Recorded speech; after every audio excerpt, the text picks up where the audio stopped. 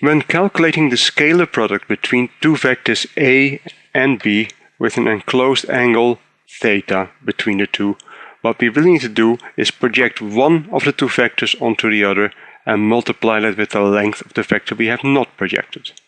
So what we need to do, we need to calculate the projection of B onto A, which is B cos theta, and multiply it with the length of A, which we know. So the answer we get is AB cos theta, or in other words, the length of A times the length of B times the cosine of the enclosed angle. Now this expression should clearly be invariant under the interchange of A and B. And even though that looks true algebraically, we can also check that this works geometrically. If we project A upon B, we find that the length is A cos theta multiplied with the length of B, and indeed we get the expression we had before. The best way to illustrate this is by using an example. The example we choose is one of work.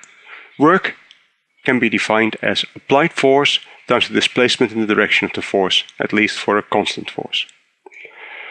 In this case, we look at a force that points slightly above the normal and displace the box along the horizontal over a distance s.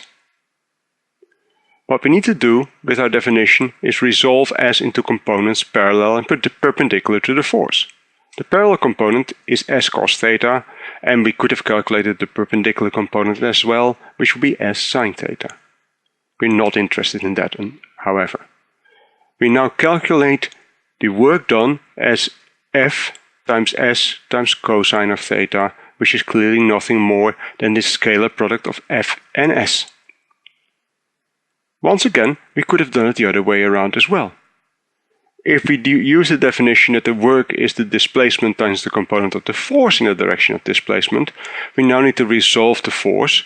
We find that the component of force parallel to displacement is F cos theta, and once again the answer we get is exactly the same as we had before, namely the inner product of F with S.